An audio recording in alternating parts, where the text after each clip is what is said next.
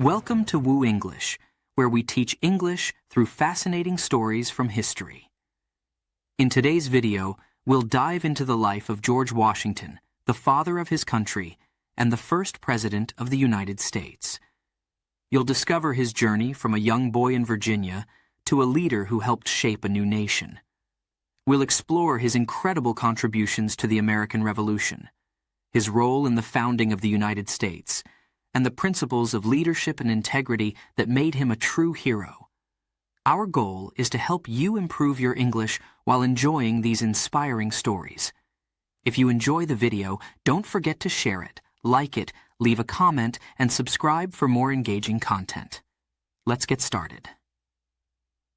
Welcome to Woo English, where we teach English through fascinating stories from history. In today's video, we'll dive into the life of George Washington, the father of his country, and the first president of the United States. You'll discover his journey from a young boy in Virginia to a leader who helped shape a new nation. We'll explore his incredible contributions to the American Revolution, his role in the founding of the United States, and the principles of leadership and integrity that made him a true hero. Our goal is to help you improve your English while enjoying these inspiring stories. If you enjoy the video, don't forget to share it, like it, leave a comment, and subscribe for more engaging content. Let's get started.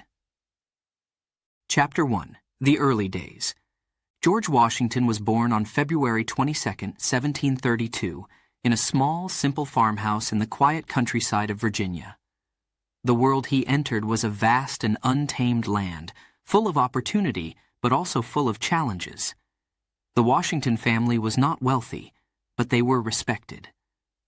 George's father, Augustine Washington, was a hard-working man who owned land and worked to provide for his growing family. George was the eldest of 6 children, and from an early age he felt the weight of responsibility on his young shoulders.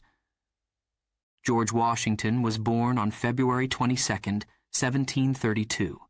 In a small, simple farmhouse in the quiet countryside of Virginia. The world he entered was a vast and untamed land, full of opportunity, but also full of challenges.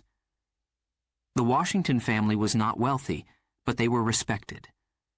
George's father, Augustine Washington, was a hard-working man who owned land and worked to provide for his growing family.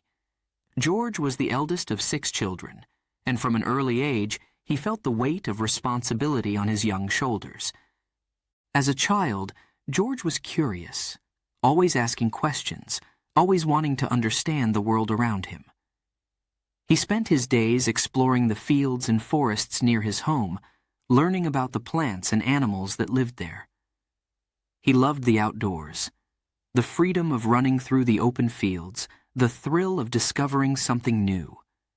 This connection to the land would stay with him throughout his life, shaping the way he saw the world and his place in it. As a child, George was curious, always asking questions, always wanting to understand the world around him.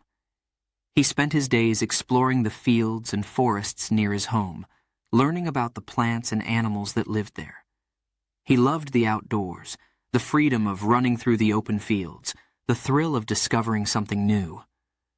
This connection to the land would stay with him throughout his life, shaping the way he saw the world and his place in it. But life was not always easy for young George.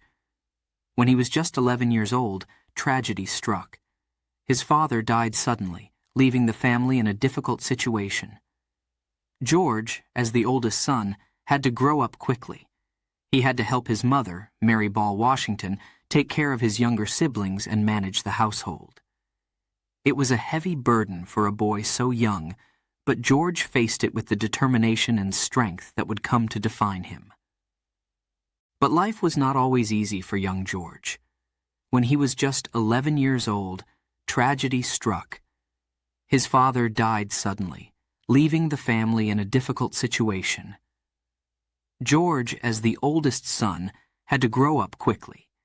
He had to help his mother, Mary Ball Washington, take care of his younger siblings and manage the household. It was a heavy burden for a boy so young, but George faced it with the determination and strength that would come to define him. Without his father to guide him, George looked to other men in his life for advice and support. His older half-brother, Lawrence Washington, became a mentor to him. Lawrence had served in the British Navy and was a man of the world, experienced, knowledgeable, and wise. He saw potential in George and took him under his wing, teaching him about leadership, responsibility, and honor. Lawrence's influence on George was profound. He helped to shape the young boy into the man who would one day lead a nation. Without his father to guide him, George looked to other men in his life for advice and support. His older half-brother, Lawrence Washington, became a mentor to him. Lawrence had served in the British Navy and was a man of the world, experienced, knowledgeable, and wise. He saw potential in George and took him under his wing, teaching him about leadership, responsibility, and honor. Lawrence's influence on George was profound. He helped to shape the young boy into the man who would one day lead a nation. George's education was also an important part of his upbringing. Although he did not attend a formal school for long, he was taught at home by private tutors. He learned the basics, reading, writing, and arithmetic. But more importantly, he learned about character, about the importance of honesty, hard work, and integrity. These were the values that George Washington would carry with him throughout his life. Values that would guide him in every decision he made. George's education was also an important part of his upbringing. Although he did not attend a formal school for long, he was taught at home by private tutors. He learned the basics, reading, writing, and arithmetic. But more importantly, he learned about character, about the importance of honesty, hard work, and integrity.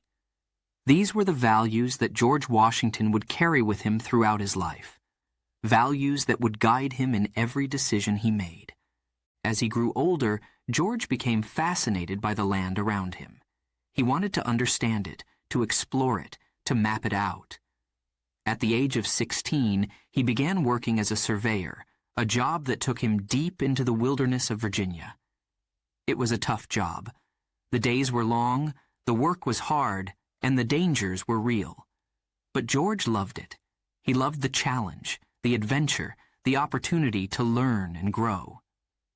As he grew older, George became fascinated by the land around him. He wanted to understand it, to explore it, to map it out. At the age of 16, he began working as a surveyor, a job that took him deep into the wilderness of Virginia. It was a tough job. The days were long, the work was hard, and the dangers were real. But George loved it. He loved the challenge, the adventure, the opportunity to learn and grow. Surveying was more than just a job for George. It was a calling. It allowed him to see parts of the country that few people had ever seen. He traveled through thick forests, across wide rivers, and over rugged mountains. He learned how to navigate by the stars, how to find his way in the wilderness, and how to survive in the toughest conditions. These were skills that would later serve him well. Skills that would help him lead an army through some of the most difficult battles in American history. Surveying was more than just a job for George. It was a calling. It allowed him to see parts of the country that few people had ever seen. He traveled through thick forests, across wide rivers, and over rugged mountains. He learned how to navigate by the stars, how to find his way in the wilderness, and how to survive in the toughest conditions. These were skills that would later serve him well. Skills that would help him lead an army through some of the most difficult battles in American history. But surveying was not just about adventure. It was also about responsibility. As a surveyor, George had to be precise, accurate, and reliable. People depended on him to measure their land correctly, to mark their boundaries fairly, and to keep careful records of his work. This responsibility taught him the importance of attention to detail, of doing a job well, of being trustworthy. These were lessons that George took to heart. Lessons that would become the foundation of his leadership. But surveying was not just about adventure. It was also about responsibility. As a surveyor, George had to be precise, accurate, and reliable. People depended on him to measure their land correctly, to mark their boundaries fairly, and to keep careful records of his work. This responsibility taught him the importance of attention to detail, of doing a job well, of being trustworthy. These were lessons that George took to heart, lessons that would become the foundation of his leadership. Through his work as a surveyor, George Washington began to earn a reputation as a young man of promise. He was known for his strong character, his determination, and his ability to get the job done. People began to take notice of him, to see him as someone who could be relied upon, someone who could be trusted. Through his work as a surveyor, George Washington began to earn a reputation as a young man of promise. He was known for his strong character, his determination, and his ability to get the job done. People began to take notice of him, to see him as someone who could be relied upon, someone who could be trusted. But George was not content to stay in one place. He was ambitious, driven by a desire to make something of himself, to rise above the circumstances of his birth. He wanted more than just a quiet life as a farmer or surveyor. He wanted to make a difference, to play a part in something bigger than himself. And so, he began to seek out opportunities that would allow him to grow, to learn, to prove himself. But George was not content to stay in one place. He was ambitious, driven by a desire to make something of himself, to rise above the circumstances of his birth. He wanted more than just a quiet life as a farmer or surveyor. He wanted to make a difference, to play a part in something bigger than himself. And so he began to seek out opportunities that would allow him to grow, to learn, to prove himself. One such opportunity came when he was just 21 years old. The governor of Virginia asked George to undertake a dangerous mission. A mission that would take him deep into the wilderness, into the heart of French-controlled territory. The goal was to deliver a message to the French, warning them to leave the land that the British claimed as their own. It was a mission fraught with danger, a mission that could have ended in disaster. But George Washington accepted it without hesitation. He saw it as a chance to prove himself, to show what he was capable of. One such opportunity came when he was just 21 years old. The governor of Virginia asked George to undertake a dangerous mission. A mission that would take him deep into the wilderness, into the heart of French-controlled territory. The goal was to deliver a message to the French, warning them to leave the land that the British claimed as their own. It was a mission fraught with danger, a mission that could have ended in disaster. But George Washington accepted it without hesitation. He saw it as a chance to prove himself, to show what he was capable of. The journey was long and difficult. George and his small group of men had to navigate through icy rivers, over snow-covered mountains, and through thick, dark forests. The weather was harsh, the conditions brutal, but George pressed on, showing a level of courage and determination that belied his young age. He faced every challenge head-on, refusing to give up, refusing to back down. The journey was long and difficult. George and his small group of men had to navigate through icy rivers, over snow-covered mountains, and through thick, dark forests. The weather was harsh, the conditions brutal. But George pressed on, showing a level of courage and determination that belied his young age. He faced every challenge head-on, refusing to give up, refusing to back down. This mission was the beginning of George Washington's journey, a journey that would take him from the quiet fields of Virginia to the battlefields of the American Revolution, from a young boy with big dreams to the leader of a new nation. But even as he faced the challenges of the wilderness, even as he took his first steps into the world of leadership, George Washington remained true to the values that had been instilled in him as a child. He remained honest, hardworking, and committed to doing what was right. This mission was the beginning of George Washington's journey, a journey that would take him from the quiet fields of Virginia to the battlefields of the American Revolution, from a young boy with big dreams to the leader of a new nation. But even as he faced the challenges of the wilderness, even as he took his first steps into the world of leadership, George Washington remained true to the values that had been instilled in him as a child. He remained honest, hardworking, and committed to doing what was right. Chapter 2. The Soldier's Path. Chapter 2. The Soldier's Path. George Washington was just 21 years old, a young man with big dreams and a strong sense of duty. The year was 1753, and the world around him was changing quickly. The British and the French were competing for control of North America, and tensions were rising. The vast, unexplored land was rich in resources, and both empires wanted to claim it as their own. It was a dangerous time, a time when decisions could change the course of history. George Washington was just 21 years old, a young man with big dreams and a strong sense of duty. The year was 1753, and the world around him was changing quickly. The British and the French were competing for control of North America, and tensions were rising. The vast, unexplored land was rich in resources, and both empires wanted to claim it as their own. It was a dangerous time, a time when decisions could change the course of history. In the colony of Virginia, George had already made a name for himself. He was known as a skilled surveyor and a man of integrity. People respected him for his honesty, his hard work, and his ability to handle difficult tasks. But George was not content to simply live a quiet life as a surveyor. He wanted to serve his country, to protect his home and his people. And so, when an opportunity came to join the Virginia militia, he did not hesitate. At just 21, George Washington was asked to become a major in the Virginia militia. It was a great honor and a great responsibility.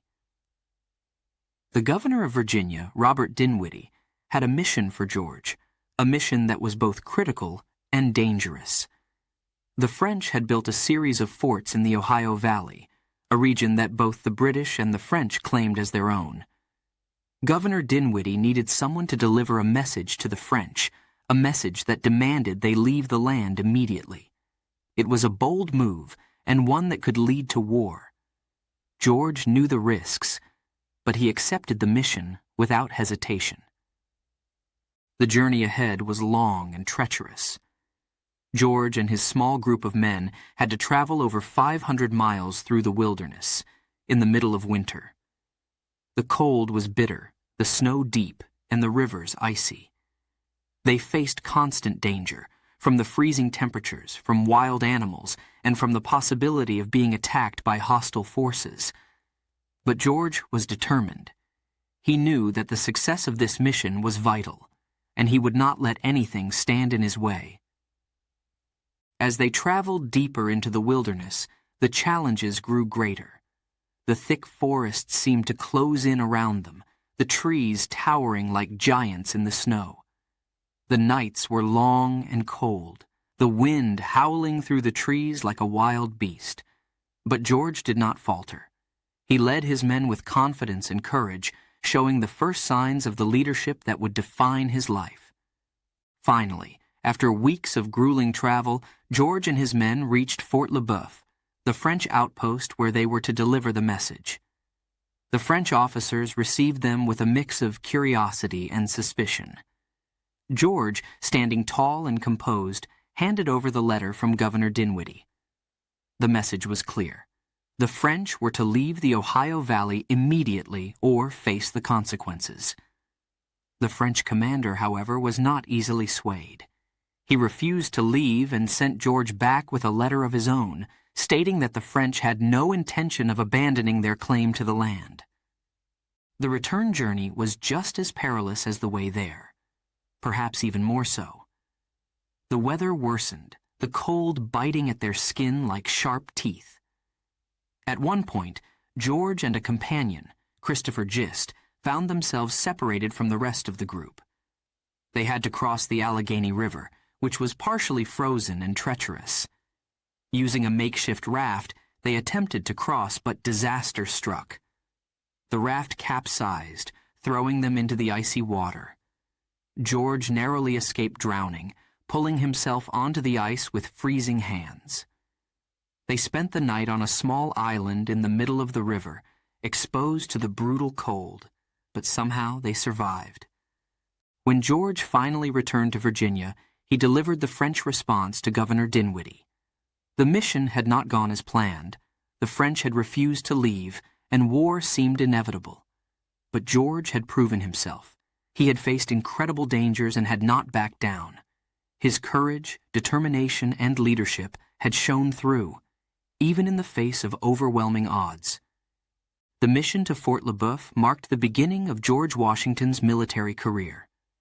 It was a trial by fire, a test of his character and his resolve. And though the mission had not achieved its goal, it had shown everyone that George Washington was a man to be reckoned with. His bravery did not go unnoticed. People began to see him as more than just a young man with potential. They saw him as a leader, someone who could be trusted in times of crisis. The events of that winter in the wilderness also sparked a much larger conflict, the French and Indian War. The struggle between the British and the French for control of North America would rage on for years, pulling George Washington deeper into the world of military service. He would face many more battles, many more challenges, and each one would shape him, mold him into the leader that history would remember. As a soldier, George learned the harsh realities of war. He saw the suffering, the loss, and the chaos that came with it. But he also learned about strategy, about leadership, and about the importance of perseverance. These were lessons that would stay with him for the rest of his life. Lessons that would prepare him for the even greater challenges that lay ahead. But in those early days, George Washington was still just a young man, learning, growing, and finding his way in a world full of uncertainty. He did not know what the future would hold, but he knew one thing for sure. He was ready to face whatever came his way. He had taken his first steps on the path of a soldier, a path that would lead him to places he had never imagined, to heights he could not yet see. And so, George Washington's journey as a soldier began. With a single mission, in the depths of winter, through the wild and untamed wilderness of Virginia. It was the start of a story that would unfold over many years, a story of courage, determination, and leadership, a story that would shape the future of a nation. The young man who set out on that cold winter day had no idea that he was beginning a journey that would change the course of history. But with each step, with each challenge he faced, he moved closer to his destiny, the destiny of becoming one of the greatest leaders the world has ever known. Chapter 3. The Call to Lead. The year was 1774, a time of growing unrest in the American colonies. For years, the colonists had lived under British rule, but now something was changing. The British government had started to impose heavy taxes on the colonies, demanding more and more money from the people. These taxes were supposed to pay for the costs of the British Empire.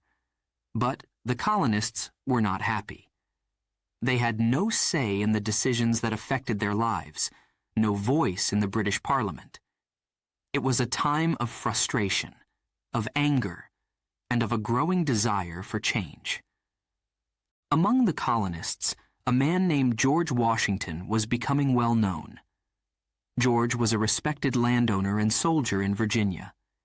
He had served his colony faithfully in the French and Indian War, and his reputation for honesty and leadership was unmatched. People looked up to him. They trusted him.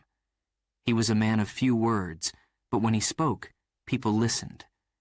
His calm and steady presence was like a rock in the stormy seas of the times.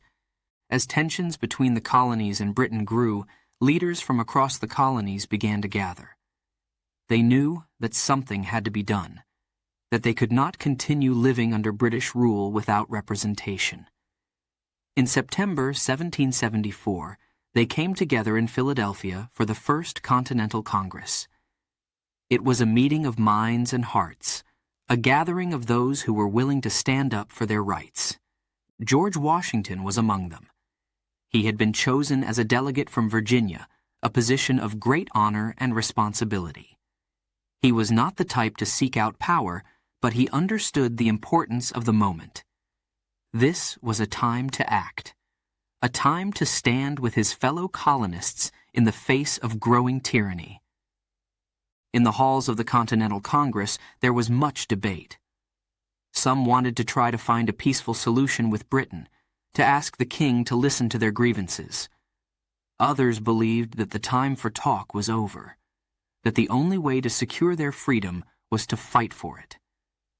George listened carefully to both sides. He weighed the arguments, considered the risks, and thought deeply about what was best for the colonies. But even as they debated, events were moving quickly. The British were not interested in compromise. They continued to impose their will on the colonies, and the tension grew with each passing day. It was becoming clear that war might be the only option, a war that would change everything. By the spring of 1775, the situation had reached a breaking point. In April, British troops marched on the towns of Lexington and Concord in Massachusetts, leading to the first shots being fired in what would become the American Revolution. The news spread like wildfire, and the colonies were electrified. The time for action had come. Just a few months later, in June 1775, the Continental Congress made a fateful decision. They needed someone to lead their army, someone who could inspire the men, someone who could stand up to the powerful British forces. The choice was unanimous. George Washington was named the Commander-in-Chief of the Continental Army. The responsibility was enormous. The army was untrained, poorly equipped, and facing the might of the British Empire. But George did not hesitate. He accepted the command with humility, knowing the challenges that lay ahead. He knew that the fight for freedom would be long and difficult, but he also knew that it was a fight worth having. A fight that could change the world. As George rode north to take command of the army in Boston, he must have felt the weight of history on his shoulders. The road ahead was uncertain, filled with dangers and unknowns. But he was ready. His entire life had prepared him for this moment. The lessons he had learned as a young man, the importance of honesty, integrity, and perseverance, would guide him now. He was not just fighting for himself or for Virginia. He was fighting for the future of all the colonies, for the right to live in a land where people could be free. When George arrived in Boston, he found an army that was eager but inexperienced. The men were brave, but they lacked discipline. They had come from different colonies, with different backgrounds and beliefs. It was George's task to unite them, to turn this ragtag group into a force that could stand up to the British. And so, George Washington began the work that would define his life. He trained the men, taught them how to fight as one, and inspired them with his own courage. He knew that the road to victory would be long, that there would be many defeats and hardships along the way. But he also knew that the cause was just, that the fight for freedom was a fight worth having. As the war dragged on, there were times when all seemed lost. The British forces were strong, their resources vast, but George Washington never gave up. He led his men through bitter winters, through battles where hope seemed far away. His leadership, his determination, and his belief in the cause of freedom became a beacon of hope for the entire nation. Under his command, the Continental Army began to find its footing. They won battles, they learned from their mistakes, and they grew stronger. The dream of independence, once just a distant hope, began to feel like something real, something within reach. But the war was far from over. The fight for freedom would continue for many years, testing George Washington and his men in ways they could not yet imagine. But no matter how hard the road became, George stood firm. He had answered the call to lead, and he would see it through to the end. In the face of overwhelming odds, George Washington remained steadfast. He was not just a soldier, he was a leader, a symbol of the courage and determination of a people who would not be silenced. The fight for freedom had begun, and George Washington was at the center of it all, guiding the colonies on the path to independence, on the path to becoming a new nation. Chapter 4. The Revolution Begins. The year was 1775, a year that would change the course of history. The American colonies were growing restless under British rule. Taxes were high, and the colonists felt their voices were not being heard. They wanted freedom. They wanted to govern themselves.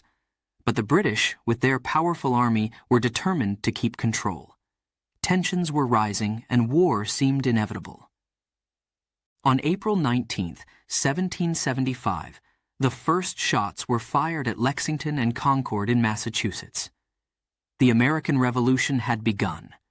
It was a struggle like no other. The British Army was the strongest in the world, well-trained, well-equipped, and experienced in battle.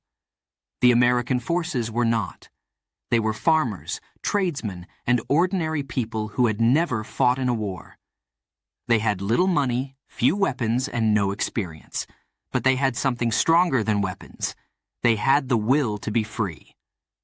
As the fighting spread, the Continental Congress knew they needed a leader to unite the colonies and lead the army. They turned to a man who had already proven himself in battle, a man with courage, determination, and a deep love for his country. That man was George Washington. On June 15, 1775, George Washington was appointed as the commander-in-chief of the Continental Army. He accepted the role with humility, knowing the challenges that lay ahead. He knew that leading this army would not be easy, that the road to victory would be long and hard. But Washington was ready. He believed in the cause, and he believed in the men who would fight beside him. Washington's first task was to take command of the troops surrounding Boston, where the British were heavily fortified. The American forces were poorly organized and supplies were scarce. But Washington worked tirelessly to bring order to the chaos. He trained the men, strengthened their defenses, and inspired them with his own unwavering resolve. He knew that they were fighting not just for themselves, but for the future of their country. The early days of the Revolution were filled with uncertainty. The British had the advantage in almost every way. They had more soldiers, more weapons, and more experience. The Americans had little more than hope and determination, but they were fighting for something they believed in deeply, the right to govern themselves, to live in freedom, to create a new nation where all men were equal. The British underestimated the resolve of the American people. They believed that the rebellion would be crushed quickly, that the colonists would soon give up. But they were wrong. The Americans were willing to fight for their freedom, to sacrifice everything for the chance to build a better future. One of the first major battles of the Revolution was the Battle of Bunker Hill, fought on June 17, 1775. The British won the battle, but at a great cost. They suffered heavy losses, and the Americans showed that they could stand up to the might of the British Army. It was a small victory for the Americans, but it gave them hope. Hope that they could win this war, that they could achieve their dream of independence. As the war dragged on, Washington faced many challenges. The army was often short on supplies, and the men were hungry, cold, and tired. Many wanted to give up, to return to their homes and their families. But Washington never wavered. He knew that they were fighting for something greater than themselves, and he inspired his men to keep going, to keep fighting, even when all seemed lost. The winter of 1777 to 1778 was one of the darkest times of the Revolution.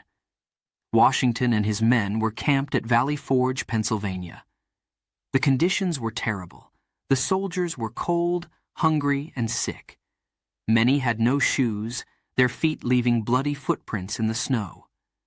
But Washington stayed with his men. He shared their hardships, encouraged them, and reminded them of why they were fighting. His presence gave them strength, and they endured. The American Revolution was a test of endurance, of courage, of the will to be free. It was a struggle that would take years to win, a struggle that would demand everything from those who fought in it. But through it all, George Washington remained steadfast. He led his men with honor, with integrity, and with an unshakable belief in the cause of liberty. The tide of the war began to turn in favor of the Americans. The French, inspired by the American fight for freedom, joined the war as allies in 1778. Their support brought much-needed supplies, troops, and naval power. Washington's strategy, combined with the determination of his soldiers and the support of the French, began to weaken the British hold on the colonies. In 1781, after 6 long years of war, the British Army, led by General Cornwallis, was trapped at Yorktown, Virginia. With the help of the French, Washington launched a final assault. The battle was fierce, the outcome uncertain. But when the dust settled, the British surrendered. The war was over. America had won its freedom. And George Washington, the man who had led them through it all, became a hero. The American Revolution was more than just a war. It was the birth of a nation founded on the principles of freedom, equality, and democracy, a nation where the people had the power to govern themselves, to choose their leaders, and to live in liberty. George Washington's leadership during the Revolution was crucial to the success of the American cause. His courage, his determination, and his unwavering belief in the principles of freedom and justice inspired a nation. He showed that true leadership is not about power or glory.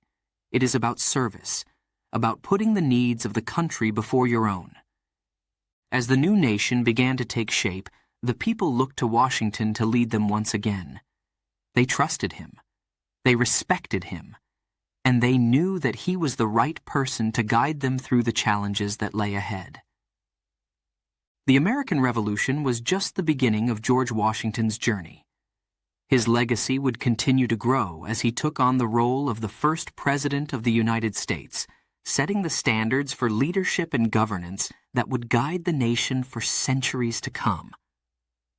Remember, you're listening to Woo English, where we make learning English both fun and educational with stories that matter. If you're enjoying the journey through George Washington's life, don't forget to give this video a thumbs up and leave a comment below. Your feedback helps us create even more engaging content. And if you haven't already, make sure to subscribe for more stories like this one. Now, let's dive into Chapter 5. Remember, you're listening to Woo English, where we make learning English both fun and educational with stories that matter. If you're enjoying the journey through George Washington's life, don't forget to give this video a thumbs up and leave a comment below. Your feedback helps us create even more engaging content. And if you haven't already, make sure to subscribe for more stories like this one. Now let's dive into Chapter 5. Chapter 5. The Winter at Valley Forge. The winter of 1777 to 1778. It was one of the darkest and most difficult times of the American Revolution. The Continental Army, led by General George Washington, was struggling. The war had been going on for over 2 years, and the soldiers were tired, hungry, and cold. They had fought bravely against the British, but now, as the harsh winter set in, their spirits were beginning to break. The winter of 1777 to 1778. It was one of the darkest and most difficult times of the American Revolution. The Continental Army, led by General George Washington, was struggling. The war had been going on for over 2 years, and the soldiers were tired, hungry, and cold. They had fought bravely against the British, but now, as the harsh winter set in, their spirits were beginning to break. Valley Forge, The name itself would come to symbolize the hardships and the determination of the American cause. It was here, in this desolate place, that George Washington and his army would face their greatest challenge. They were not fighting a battle against the British. They were fighting a battle against the elements, against hunger, against despair. The soldiers arrived at Valley Forge in December 1777. The snow was already deep, and the cold was biting. The men had little food, and even less clothing. Many of them were barefoot, their feet wrapped in rags to protect them from the freezing ground. As they marched into camp, they left behind them a trail of bloody footprints in the snow, a stark reminder of their suffering. The soldiers arrived at Valley Forge in December 1777. The snow was already deep, and the cold was biting. The men had little food, and even less clothing. Many of them were barefoot, their feet wrapped in rags to protect them from the freezing ground. As they marched into camp, they left behind them a trail of bloody footprints in the snow, a stark reminder of their suffering. The camp at Valley Forge was not much more than a collection of rough huts, hastily built shelters that offered little protection from the cold. Inside, the soldiers huddled together for warmth, but there was no escape from the chill that seeped into their bones. The wind howled through the cracks in the walls, and the smoke from their small fires filled the air, stinging their eyes and throats. The conditions were miserable, and the men were exhausted. But George Washington, he did not abandon his men. He did not retreat to a warm house or a comfortable bed. No, he stayed with them, shared their hardships, their hunger, and their suffering. He walked among them, offering words of encouragement, reminding them of the cause they were fighting for. His presence alone was a source of strength for the weary soldiers. They knew that if their general could endure these hardships, then they could too. Every day, George Washington faced difficult decisions. Supplies were scarce.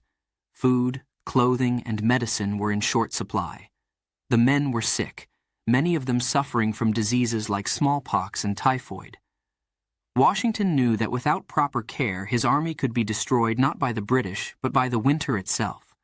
He wrote letters to Congress, pleading for more supplies, more help.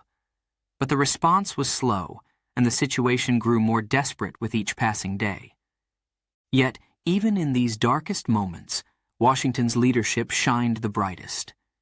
He knew that this winter could break his army, or it could make them stronger. He decided to take action, to turn this ragged group of men into a disciplined, united force that could stand up to the British when the spring came. One of the first things Washington did was to bring in foreign officers to help train his troops. Among them was a man named Baron von Steuben, a Prussian military officer with a wealth of experience. Von Steuben did not speak much English, but his passion and expertise were clear. He drilled the soldiers day after day, teaching them how to march, how to fight, how to work together as a unit. The training was tough, the conditions brutal. But slowly, the men began to improve. They learned to move as one, to trust each other, and to trust in their leaders. Washington also worked to improve the morale of his men. He knew that they needed more than just food and training. They needed hope. He encouraged them to think of their families, to remember why they were fighting. He reminded them that they were not just fighting for themselves, but for the future of their country, for the freedom that they all believed in. His words were simple, but they were filled with the conviction that only a true leader can inspire. Throughout that long, cold winter, George Washington continued to lead by example. He spent his days working tirelessly for his men, and his nights writing letters, planning strategies, and thinking about the future. He was determined that when spring came, his army would be ready to face the British, ready to fight for their freedom, ready to win. The winter at Valley Forge was harsh. The conditions were brutal. But it was also a time of transformation. Under Washington's leadership, the Continental Army became stronger, more disciplined, more united.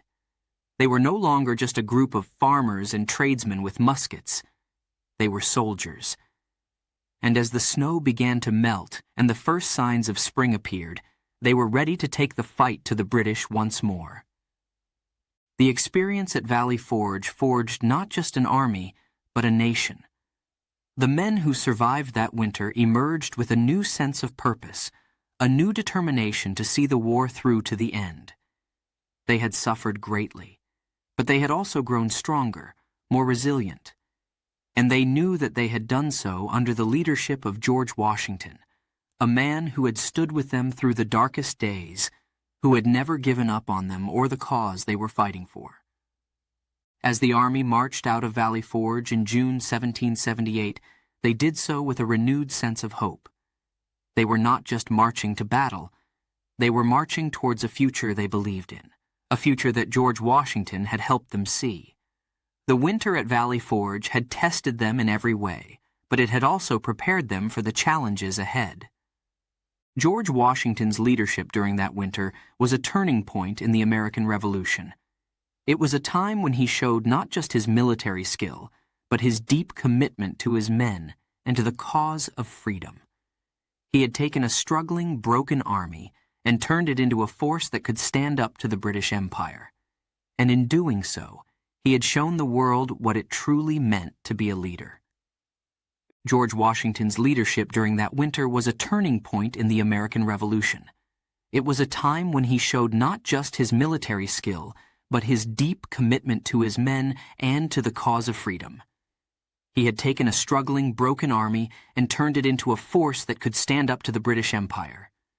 And in doing so, he had shown the world what it truly meant to be a leader. Chapter 6.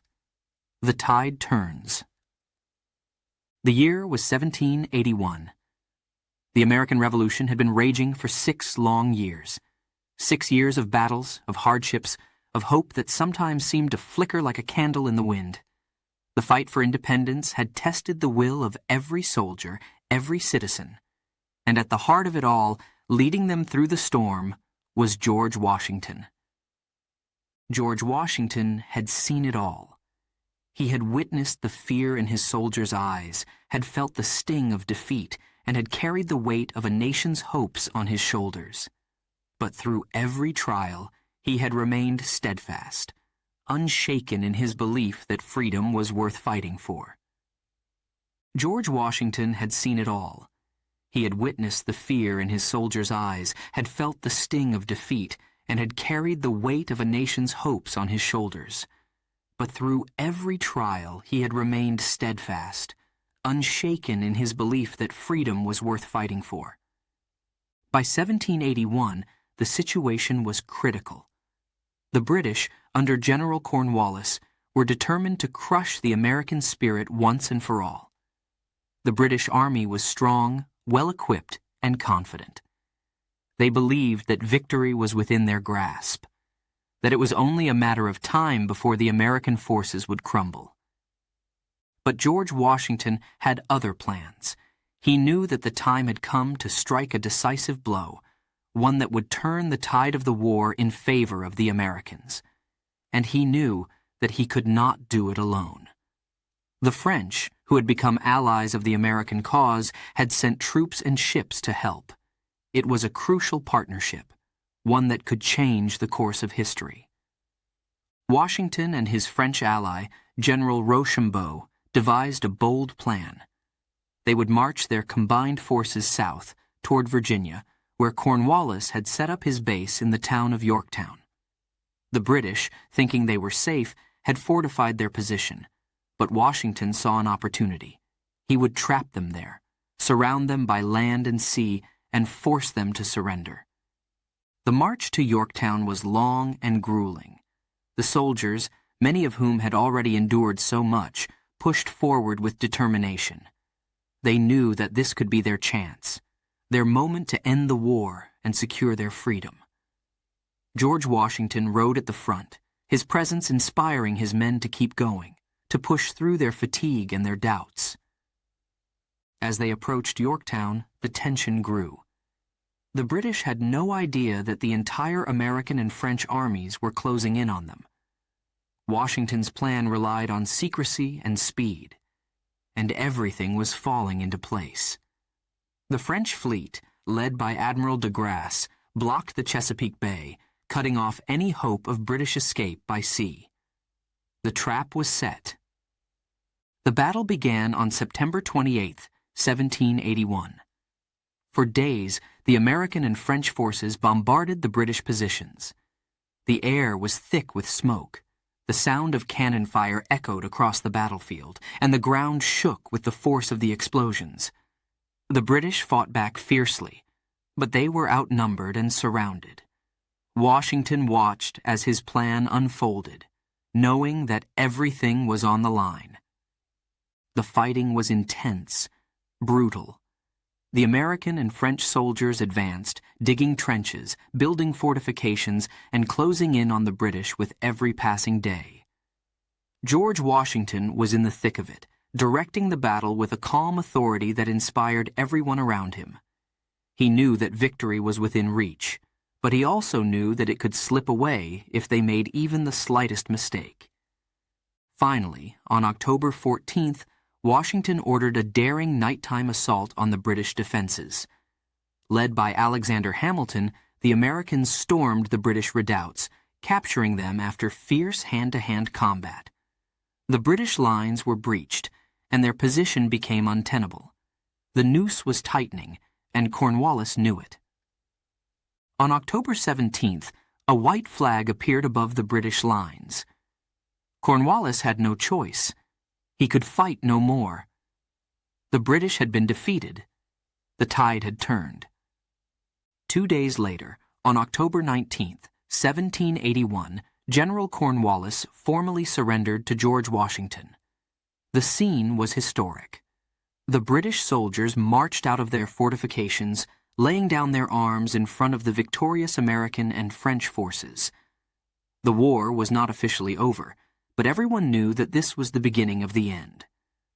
For George Washington, the moment was overwhelming. He had led his men through years of struggle, through victories and defeats, through times when hope seemed lost, and now they had won. The dream of independence, the vision of a new nation, had become a reality. The news of the victory at Yorktown spread quickly. Across the 13 colonies, people celebrated. Bells rang out and fireworks lit up the night sky. The people of America knew that they had achieved something extraordinary. They had stood up to one of the most powerful empires in the world, and they had won. But for George Washington, the victory was bittersweet. He knew the cost of the war, the lives lost, the sacrifices made. He thought of the soldiers who had fought and died, of the families who had suffered, of the long, hard road that had brought them to this moment. He was proud, yes, but he was also humble, knowing that the victory belonged not just to him, but to all who had fought for the cause of freedom. In the months that followed, the peace negotiations began. The Treaty of Paris would eventually be signed in 1783, officially ending the war and recognizing the independence of the United States. But in many ways, the victory at Yorktown was the turning point, the moment when the future of America was secured. George Washington returned to his home at Mount Vernon, hoping to find some peace after the long years of war. But he knew that his work was not yet done. The new nation would need strong leadership to survive and thrive, and the people would once again look to him for guidance. Washington had become a hero, not just in America, but around the world. His name was spoken with admiration and respect, his leadership and character held up as a model for others to follow. He had led the colonies to victory, but more than that, he had shown what it meant to be a leader, to stand firm in the face of adversity, to inspire others with your example, and to never give up on what you believe in. The tide had turned, and with it, the course of history. The American Revolution had brought forth a new nation, a nation built on the principles of freedom, equality, and democracy. And at the heart of it all was George Washington, the man who had led them through it all, who had fought for their freedom, and who had become the father of a new country. The tide had turned, and with it, the course of history. The American Revolution had brought forth a new nation, a nation built on the principles of freedom, equality, and democracy.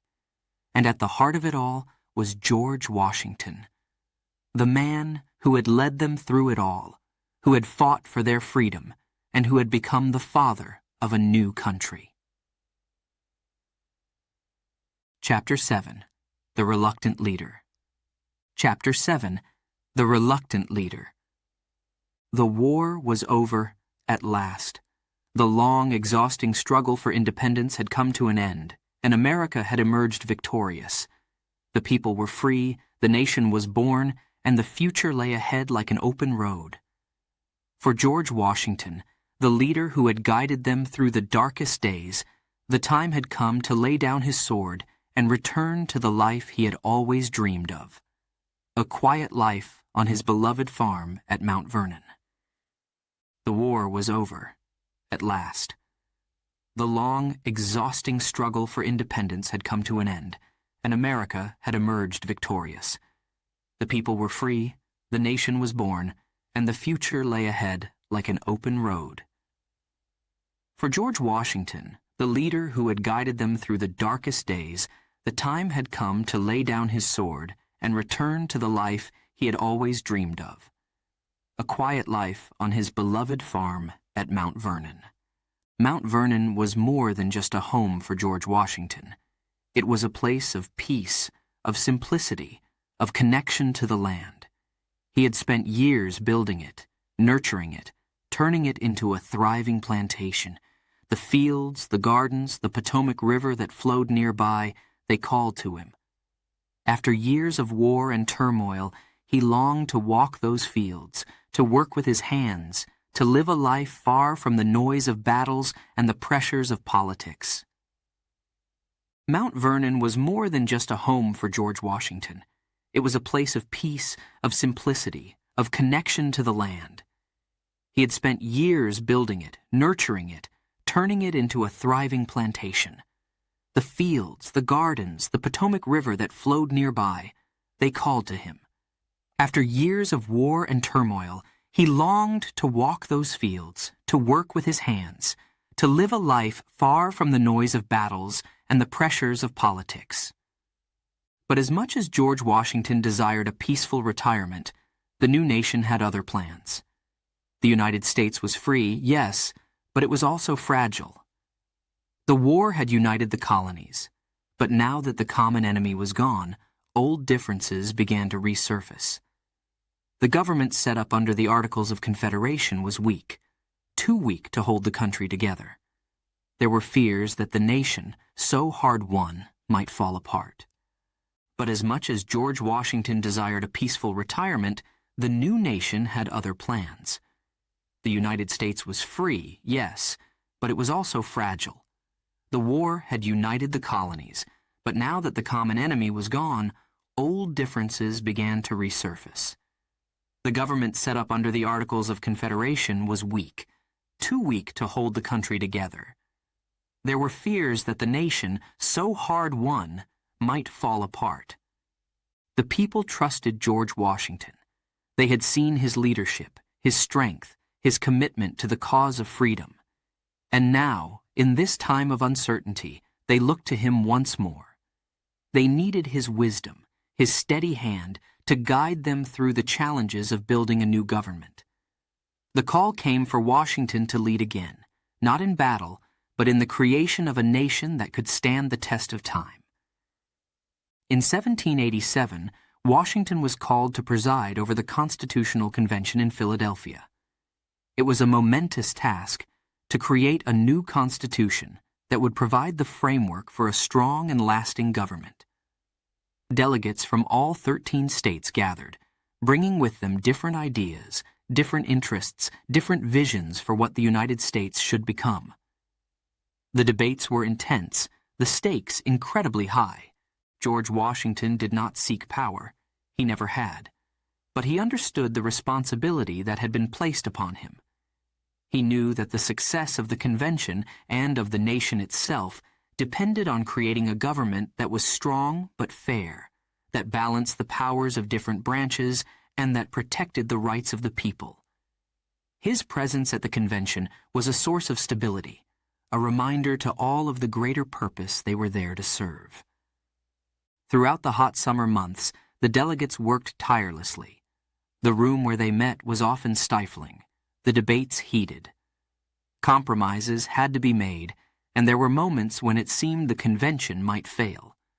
But George Washington's quiet leadership helped to keep the delegates focused, to remind them of the larger goal, the creation of a constitution that could hold this new nation together. Finally, after months of hard work, the Constitution was completed. It was not perfect, but it was a document that could grow with the nation, that could adapt to future challenges.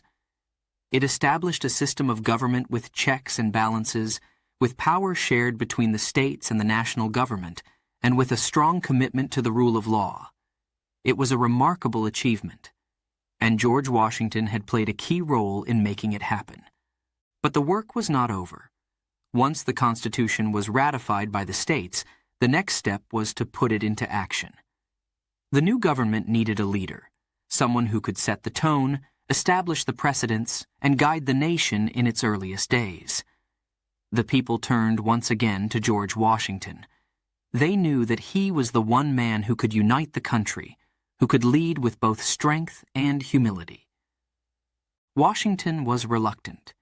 He had given so much already: his time, his energy, his very life. He wanted nothing more than to return to Mount Vernon, to enjoy the peace he had earned. But he also understood that his duty was not yet complete. The nation needed him. And so, once again, he answered the call. In 1789, George Washington was unanimously elected as the first president of the United States. It was a historic moment, the beginning of a new chapter in the story of America. As he took the oath of office, standing on the balcony of Federal Hall in New York City, he knew that the path ahead would not be easy. The nation was still young, still finding its way, and there were many challenges to face. But George Washington was ready. He brought to the presidency the same qualities that had made him a great military leader: integrity, humility, and a deep sense of duty. He knew that his every action would set a precedent for future leaders, that the decisions he made would shape the office of the presidency for generations to come. And so, he approached his new role with care, with thoughtfulness, with a deep commitment to the principles of the Constitution. As president, Washington worked to build a strong and stable government. He surrounded himself with trusted advisors, including Thomas Jefferson, Alexander Hamilton, and John Adams. Together, they laid the foundations of the American political system, establishing policies and practices that would guide the nation in the years ahead. Washington understood the importance of unity, of bringing together people with different views to find common ground. But even as he led the new government, Washington never lost sight of his desire for a peaceful life. He longed for the day when he could return to Mount Vernon, to live quietly with his wife Martha, to enjoy the simple pleasures of farming and family. Yet he knew that his role as president was vital to the future of the country, that his leadership was needed to ensure that the new nation would survive and thrive. After serving 2 terms as president, George Washington finally stepped down. He could have stayed in power, but he chose instead to set an example of peaceful transition, of respect for the limits of authority. In his farewell address, he offered advice to the nation he had helped to create, advice that would resonate through the years. He urged the people to cherish their unity, to avoid the dangers of political parties and foreign entanglements, and to stay true to the principles of the Constitution. And then, at last, he returned to Mount Vernon, to the life he had always longed for. But even in his retirement, George Washington remained a symbol of the nation's ideals, a reminder of the sacrifices that had been made to build a new country. The reluctant leader had fulfilled his duty. He had guided America through its earliest days, had helped to build a government that would stand the test of time, and had set an example of leadership that would inspire generations to come. George Washington had given everything to his country, and in doing so, he had become the father of a nation. Chapter 8. The First Presidency. In the spring of 1789, George Washington stood before a crowd in New York City, ready to take on a role that no one had ever held before. The air was filled with anticipation, hope, and a sense of history being made. Washington, dressed in a simple brown suit, placed his hand on a Bible and took the oath of office. With those words, he became the first president of the United States. The nation was young, fragile, and full of dreams. The people had fought for their independence, and now they were looking to Washington to lead them in peace. But the task ahead was immense. The new government was like a delicate plant. It needed care, attention, and strong roots to grow. And George Washington knew that his every action would set a precedent, a standard for all who would follow. Washington's heart was heavy with the responsibility. He was not seeking power. He never had. But he understood that his role as the first president would shape the future of the country. He knew that whatever he did, whatever decisions he made, would be watched closely, not just by the American people, but by the whole world. From the very beginning, Washington worked tirelessly to unite the country. The 13 states, each with its own needs and interests, had come together to form a new nation, but there were still deep divisions. The North and the South, the large states and the small, all had different ideas about how the government should work. Washington knew that for the country to survive, these differences had to be managed carefully. One of Washington's first challenges was building a strong economy. The new nation was in debt from the Revolutionary War, and there was little money in the government's coffers. Washington turned to his trusted advisor, Alexander Hamilton, to help create a financial plan. Hamilton proposed the creation of a national bank, the assumption of state debts by the federal government, and new taxes to raise revenue. But these ideas were controversial. Not everyone agreed with them. The debates in Washington's cabinet were intense. On one side, Hamilton argued for a strong central government that could take decisive action to build the economy. On the other, Thomas Jefferson, the Secretary of State, feared that too much power in the hands of the federal government could threaten the rights of the states and the people. Washington listened carefully to both sides, weighing the arguments, considering the consequences. In the end, Washington supported Hamilton's plan. He believed that a strong economy was essential for the survival of the nation, but he also understood the need to balance federal power with the rights of the states. This was a delicate balance, one that would require constant attention. Washington's presidency was also marked by his efforts to create a government that truly served the people. He believed deeply in the principles of the Constitution, and he wanted to make sure that the government acted in the best interests of all citizens. He worked to establish a system of laws that would protect the rights of individuals while maintaining order and stability in the country. But it wasn't easy. There were many disagreements, and Washington had to navigate through them with care. The political landscape was still evolving, and different factions were beginning to emerge. Some supported Hamilton's vision of a strong central government, while others, like Jefferson, favored more power for the states. Washington was caught in the middle, trying to find a path that would keep the nation united. One of Washington's greatest concerns was foreign policy. The United States was a new nation, and it had to find its place in a world dominated by powerful empires like Britain and France. Washington believed that the best way to protect the young nation was to stay neutral in foreign conflicts. He wanted to avoid entangling alliances that could drag the country into wars it could not afford to fight. This policy of neutrality was not always popular. Many Americans, especially those who supported France, wanted to help the French in their own revolution. But Washington held firm. He knew that the United States needed time to grow stronger before it could take on the responsibilities of a global power. His decision to remain neutral was another precedent, one that would guide American foreign policy for years to come.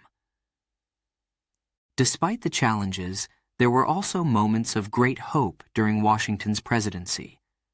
The new government began to take shape, and the country started to grow. Washington saw the first steps toward a brighter future, a future where the ideals of liberty and justice could flourish. He knew that the journey would be long and difficult, but he believed in the strength and determination of the American people. As his first term came to an end, many urged Washington to stay on as president. They believed that his leadership was essential for the stability of the nation. But Washington was tired. He longed for the peace and quiet of his farm at Mount Vernon, far from the pressures of politics. Yet he also knew that the country was still fragile, still in need of guidance. And so he agreed to serve a second term, despite his deep desire to return home. During his second term, the political divisions in the country grew deeper. The debates between Hamilton and Jefferson became more heated, and the emergence of political parties threatened to divide the nation. Washington was deeply troubled by this. He feared that political parties would lead to conflict and weaken the country.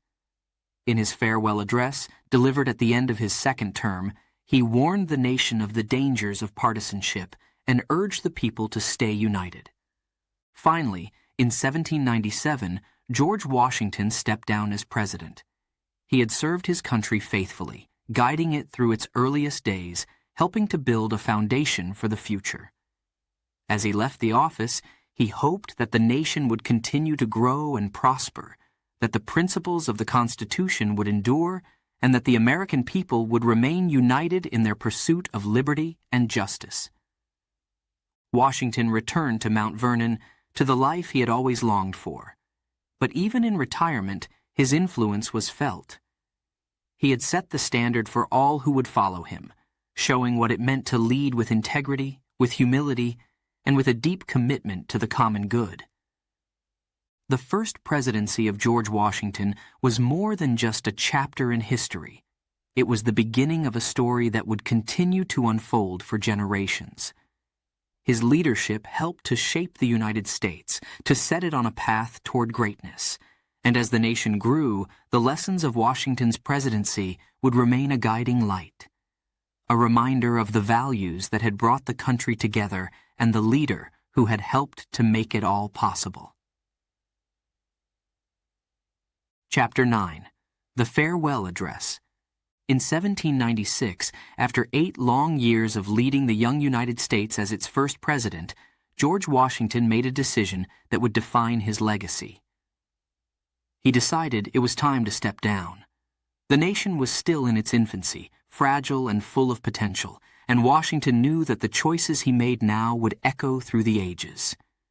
He had served his country with all his heart, but now it was time to say goodbye.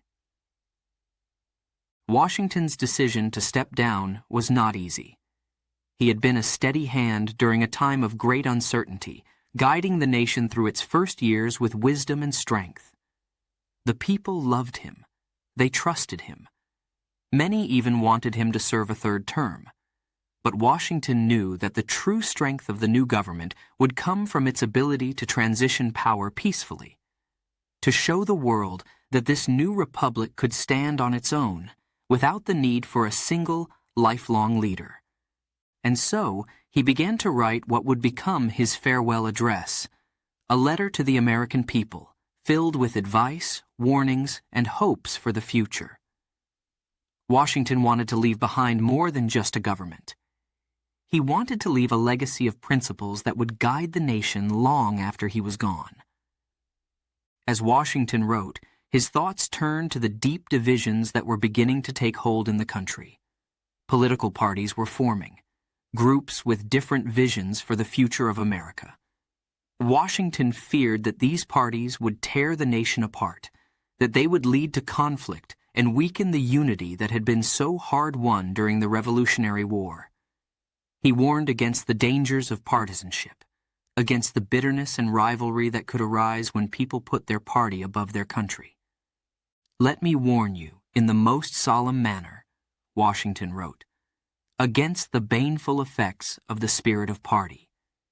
He believed that if the nation was to survive, its people must put the good of the whole above their own interests, must work together, despite their differences, to build a stronger, more united America. But Washington's concerns went beyond just internal divisions. He also worried about the nation's place in the wider world. The United States was a new and fragile nation, surrounded by powerful empires that had their own interests. Washington knew that getting too involved in the affairs of other countries could lead to trouble, to wars that the young nation could not afford to fight. In his farewell address, he urged the American people to avoid entangling alliances with foreign powers. He believed that the best path forward was one of neutrality, of staying out of the conflicts that raged in Europe and elsewhere. "It is our true policy to steer clear of permanent alliances with any portion of the foreign world," he advised. He knew that the future of the nation depended on its ability to stand on its own, to avoid being drawn into wars that could destroy everything they had worked so hard to build. Washington's farewell address was more than just a letter. It was a blueprint for the future. He spoke of the importance of education, of the need for the people to be informed and engaged in their government. He reminded them of the value of morality and religion as the foundations of a strong society. And above all, he urged them to stay united, to remember that they were stronger together than they could ever be apart. When the address was published, it was met with great admiration. The people read Washington's words with respect and gratitude, knowing that he had given them everything he had, his time, his energy, his very life. They understood that this was not just a farewell, it was a gift, a final offering from the man who had led them through the birth of their nation. With the farewell address complete, George Washington prepared to leave the public stage. He had done his duty. Now, at last, he could return to his beloved Mount Vernon, the place where he had always found peace, where he could live out his remaining years away from the demands of leadership. But even as he returned to his farm, Washington remained deeply connected to the country he had helped to create. He watched with care as the new government took shape, as the nation began to grow. And though he no longer held office, his influence was felt everywhere. His words, his example, continued to guide the leaders who followed him, reminding them of the values that had made America strong.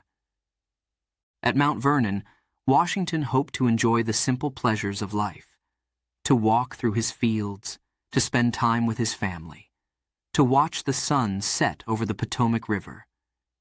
He had given so much to his country, and now he hoped to find the peace he had long sought. But even in retirement, Washington could not fully escape the call of duty. In 1798, when war with France seemed likely, he was asked once again to lead the army. Though he accepted the role, it was largely symbolic, a final gesture of service to the nation he loved. Fortunately, the conflict was resolved without bloodshed, and Washington was able to return to his quiet life. In December 1799, George Washington passed away at Mount Vernon. His death was mourned by a nation that had come to see him not just as a leader, but as the father of their country. His legacy, however, lived on. The principles he had laid out in his farewell address continued to guide the nation, serving as a reminder of the values that had built the United States. Washington's farewell address was more than just a goodbye. It was a testament to his love for his country. His words were wise, his vision clear. He had given everything he had to the cause of American independence, and now he left behind a nation that would continue to grow and prosper, guided by the principles he had helped to establish. As the years passed, Washington's farewell address remained a touchstone for leaders and citizens alike. It reminded them of the importance of unity, of the dangers of partisanship, and of the need to remain true to the values that had brought them together. It was a final gift from a man who had given so much, a man whose love for his country knew no bounds. And so, as George Washington returned to the quiet of Mount Vernon, he left behind a legacy that would endure for generations. His farewell address was not just the end of his presidency. It was the beginning of a new chapter in the story of America. A chapter that would be written by the people who followed in his footsteps, guided by the wisdom and the love that George Washington had given to his nation. Chapter 10. The Legacy Left Behind. On December 14, 1799, a deep silence fell over the nation. The news spread slowly at first, but soon it was on the lips of every American. George Washington, the man who had led them through war and peace, had passed away. He was more than just a leader. He was the father of his country. And now, he was gone. Washington's death was not just the loss of a great man. It was the end of an era. For nearly 2 decades, he had been the steady hand guiding the nation, first as the commander-in-chief of the Continental Army, and then as the first president of the United States. His presence had been a source of comfort and strength for the American people. Now they were faced with the question, what would the future hold without him? The nation mourned deeply. In cities and towns across the country, people gathered to remember him, to honor his life and his service. Church bells tolled and candles were lit in his memory. There were no grand speeches, no extravagant ceremonies, just a quiet, heartfelt grief that echoed from the hearts of the people who had looked up to him, who had followed his example, who had believed in the country he helped to build. But George Washington's legacy was not just in the victories he won or the decisions he made. It was in the example he set. His life was a testament to the values he held dear: integrity, humility, dedication, and a deep love for his country. He had shown, time and time again, that true leadership is not about power or glory. It is about service, about putting the needs of the nation before one's own.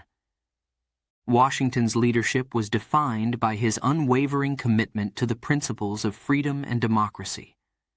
He believed that the power of the government should come from the people, that the leaders of a nation should be accountable to those they serve. This was a radical idea at the time, but it was one that Washington believed in with all his heart.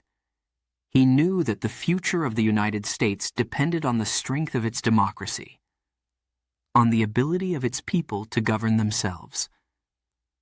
One of the most remarkable aspects of Washington's legacy was his decision to step down after 2 terms as president. He could have stayed in power, could have continued to lead the nation for many more years, but Washington understood the importance of setting a precedent, of showing the world that the United States was not a monarchy, but a republic. His decision to voluntarily relinquish power was a powerful statement, one that would shape the future of the presidency and the nation itself. Washington's farewell address, delivered in 1796, was his final gift to the American people. In it, he shared his wisdom, his hopes, and his fears for the future of the country. He warned against the dangers of political parties, against foreign entanglements, and urged the people to stay united. His words were not just advice, they were a call to action, a reminder that the success of the nation depended on the choices of its leaders and its citizens. As the years passed, Washington's legacy only grew stronger. He became a symbol of the values that the United States was built on, a model for all who followed in his footsteps. His image appeared on coins, on the nation's currency, and in portraits that hung in homes and public buildings across the country. Schools, cities, and even the nation's capital were named in his honor, a testament to the enduring impact he had on the country he loved so dearly. But Washington's legacy was not just about the symbols and the statues. It was about the principles he stood for. His leadership style, marked by fairness, integrity, and a deep respect for the rule of law, became the standard by which all future presidents would be judged. He showed that true leadership is not about seeking power for its own sake, but about using that power to serve the greater good. Washington's dedication to the ideals of freedom and democracy inspired generations of Americans to strive for a better nation. His belief in the importance of education, in the need for an informed and engaged citizenry, helped to lay the foundation for a strong, vibrant democracy. He understood that the success of the United States depended not just on its leaders, but on the people themselves, on their ability to work together, to make decisions that would benefit the country as a whole. In the years following Washington's death, the nation he had helped to build continued to grow and evolve. There were challenges, conflicts, and changes, but through it all, the principles that Washington had championed remained a guiding light. His legacy was not just in the past, it was alive in the present, in the actions of the leaders who came after him, in the spirit of the American people. Today, more than 2 centuries after his death, George Washington's legacy is still felt. His life and his leadership continue to inspire people around the world. He showed that true greatness is not about wealth or power, but about character, about the willingness to stand up for what is right, to lead with integrity, and to serve with humility. As we look back on the life of George Washington, we see a man who was not just a leader, but a visionary. A man who believed in the power of democracy, in the strength of a united people, and in the importance of service. His legacy is a reminder of what is possible when we work together for the common good, when we put the needs of the nation before our own, when we lead with integrity and humility. George Washington may be gone, but his legacy lives on. It lives in the Constitution he helped to create, in the government he helped to shape, and in the hearts of the people who continue to be inspired by his example. He was, and always will be, the father of his country, a man whose leadership, whose integrity, and whose dedication to the principles of freedom and democracy set a standard for all who follow. Chapter 11. Remembering Washington. Today, George Washington's name is everywhere. It's on schools, cities, bridges, and even the capital of the United States itself, Washington, D.C. His face is on the dollar bill, on the quarter, a constant reminder of his contributions to the country he helped create. But Washington's legacy is more than just a name, more than just a face on money. His legacy is the spirit of independence, the belief in a government by the people, for the people.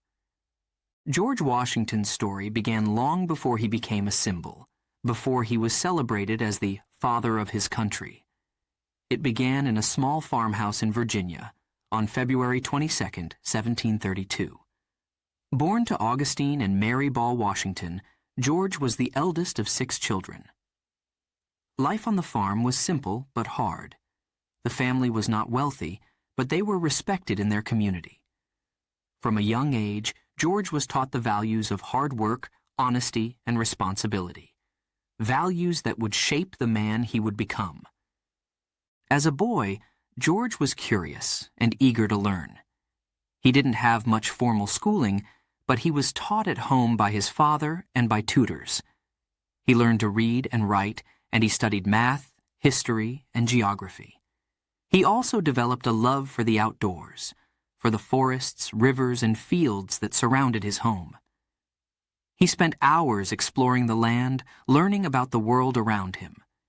These early experiences would stay with him throughout his life, shaping his understanding of the land and its importance to the people who lived on it. When George was just 11 years old, his father died suddenly. This tragedy forced him to grow up quickly, to take on responsibilities that many boys his age would never have to face. As the eldest son, he became the head of the household, helping his mother manage the farm and care for his younger siblings. It was a difficult time, but it also taught him the importance of duty, of putting others before himself. One of the most important influences on young George was his older half-brother, Lawrence Washington. Lawrence had served in the British Navy and was a man of the world, experienced, knowledgeable, and wise. He took George under his wing, mentoring him and teaching him about leadership, honor, and responsibility. Lawrence also introduced George to the military life, taking him on visits to the local militia and sharing stories of his own experiences. This exposure sparked a deep interest in George, an interest that would later lead him to a career in the military. As a teenager, George began working as a surveyor, a job that took him deep into the wilderness of Virginia. It was a tough and dangerous job, but George loved it. He loved the challenge of navigating through uncharted territory, of mapping out the land and discovering its secrets. He also learned valuable skills: how to survive in the wilderness, how to lead a team, and how to make decisions in difficult situations. These skills would serve him well in the years to come. In 1753, when George was just 21 years old, he was given a mission that would change the course of his life. The governor of Virginia asked him to deliver a message to the French, who were building forts in the Ohio Valley, a region claimed by both the British and the French. It was a dangerous mission, but George accepted it without hesitation. He traveled hundreds of miles through the wilderness, facing harsh weather, difficult terrain, and the constant threat of attack. The mission was ultimately unsuccessful. The French refused to leave, but it marked the beginning of George Washington's military career. Over the next few years, George Washington would face many challenges, in battle and in life. He would experience both victory and defeat, learning valuable lessons about leadership, courage, and perseverance. But through it all, he remained true to the values he had learned as a boy: the importance of hard work, honesty, and responsibility. These values would guide him throughout his life, helping him to become the leader that the new nation so desperately needed. When the American colonies decided to fight for their independence from Britain, George Washington was chosen to lead the Continental Army. It was a daunting task. The British were the most powerful military force in the world, and the American army was small, poorly trained, and poorly equipped. But Washington was determined. He led his men through some of the darkest moments of the war, always holding on to the belief that their cause was just, that they were fighting for something bigger than themselves. After 8 long years of war, the American colonies won their independence. But Washington's work was far from over. The new nation was fragile, divided, and in desperate need of strong leadership. Once again, the people turned to George Washington. He was elected as the first president of the United States, and he set to work building a government that would serve the people, that would protect their rights and freedoms. Washington's presidency was not easy. There were many challenges, many disagreements, but he always put the needs of the nation first. He believed deeply in the principles of democracy, and he worked tirelessly to ensure that the government remained accountable to the people. His leadership set a standard for all who would follow, a standard of integrity, humility, and dedication to the common good. Today, George Washington's legacy lives on in the United States and around the world. His life teaches us the importance of courage, of standing up for what is right, of leading with honor and humility. He showed us that true leadership is about service, about putting the needs of others before our own. As we remember George Washington, we remember not just the man, but the values he stood for. The spirit of independence, the belief in a government by the people, for the people. His legacy is a reminder of what is possible when we work together for the common good, when we strive to build a better future for all. George Washington may no longer be with us, but his spirit lives on in the hearts and minds of all who believe in the power of freedom, democracy, and justice. And so, as we see his name on schools, cities, and even our nation's capital, as we see his face on the dollar bill and the quarter, we are reminded of the man who helped to shape a nation, the man who believed in the power of the people, the man whose legacy continues to inspire us all. Chapter 12. The Everlasting Impact. George Washington's impact on the United States is immeasurable. He was more than just a leader. He was a symbol of the nation's ideals, a guiding light in the darkness of uncertainty. His life, his choices, and his leadership helped shape a country that would go on to become one of the most powerful nations in the world. But Washington's story is not just a story of the past. It is a story that continues to resonate today in every corner of America. Imagine standing at Mount Vernon, the place Washington called home. The rolling hills, the quiet river, the fields stretching out under the wide sky. All of it a testament to the man who loved the land, who believed in the promise of America. This was where Washington found peace, where he could step away from the weight of leadership, if only for a moment. But even in these quiet moments, his thoughts were never far from the nation he had helped to create. Washington's influence on the United States can be seen in every aspect of American life. From the structure of the government to the values that Americans hold dear, his legacy is woven into the fabric of the nation. He was a man who believed deeply in the principles of democracy, in the importance of justice, in the idea that a nation should be built on the rights and freedoms of its people. These beliefs guided him throughout his life, and they continue to guide the country today. One of Washington's greatest contributions was his understanding of leadership, not just as a position of power, but as a responsibility.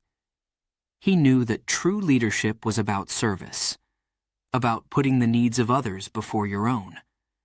This idea was at the heart of everything he did, from leading the Continental Army to victory in the Revolutionary War, to setting the foundations of the American government as the first president.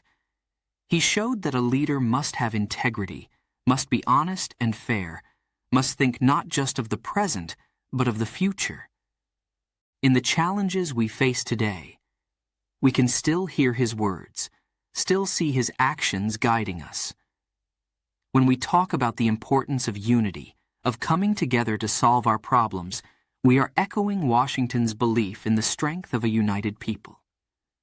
When we discuss the balance of power in government, we are drawing on the principles he helped to establish. When we strive for justice, for equality, for freedom, we are continuing the fight that Washington and his fellow patriots began.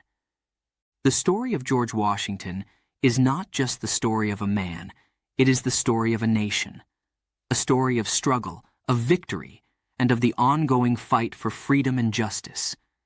It is a story that reminds us of where we came from, of the challenges we have overcome, and of the values that will carry us forward.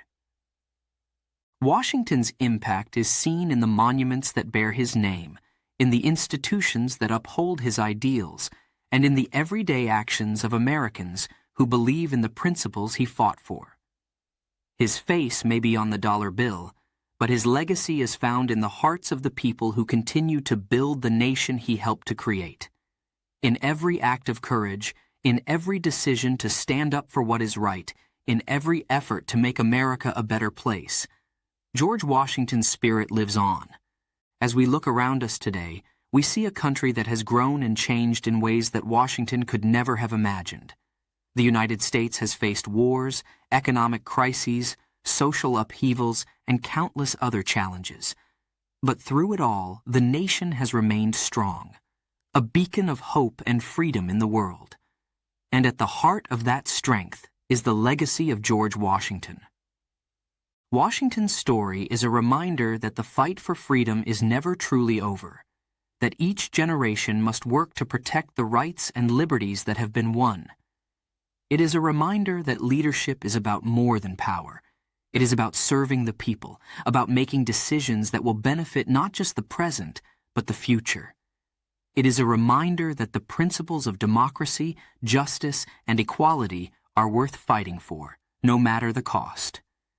The legacy of George Washington lives on, in every American heart, in every act of courage and leadership, in every effort to build a better future. His story is the story of us all.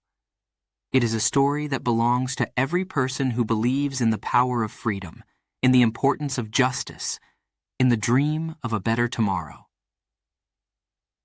As we remember George Washington, we are not just remembering a man who lived over 2 centuries ago.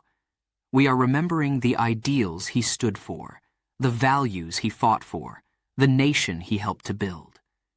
His legacy is a living legacy, one that continues to inspire, to challenge, to guide. It is a legacy that reminds us of the power of leadership, of the importance of integrity, of the strength of a united people. And so, as we walk in the footsteps of George Washington, we carry his story with us. We carry his beliefs, his values, his vision for a nation that is strong, just, and free. We carry the knowledge that each of us has a role to play in building the future, in making the world a better place. George Washington's impact on the United States is immeasurable. He helped shape a nation that has grown and changed over the centuries, but one that still looks to his example. His story is not just a chapter in history. It is a part of who we are, a part of what we strive to be. And as we face the challenges of today and tomorrow, we can take comfort in knowing that his legacy lives on, guiding us, inspiring us, reminding us that the fight for freedom, justice, and democracy is a fight worth having. In every corner of America, in every heart that believes in the power of freedom, George Washington's legacy endures. His story is the story of a nation. His impact is everlasting. Chapter 12. The Everlasting Impact. George Washington's impact on the United States is immeasurable. It reaches far beyond his lifetime, beyond the battles he fought, beyond the decisions he made. He helped shape a nation, one that has grown and changed over the centuries, yet still looks to his example. His story is not just the story of one man. It is the story of a nation, a story of struggle, of victory, and of the ongoing fight for freedom and justice. Imagine the United States in its earliest days, a young nation, just beginning to find its way. The people had won their independence, but now they faced the daunting task of building a country from the ground up. The challenges were immense, but they had a leader who believed in them, who believed in the principles of democracy, and who believed that together they could create something extraordinary.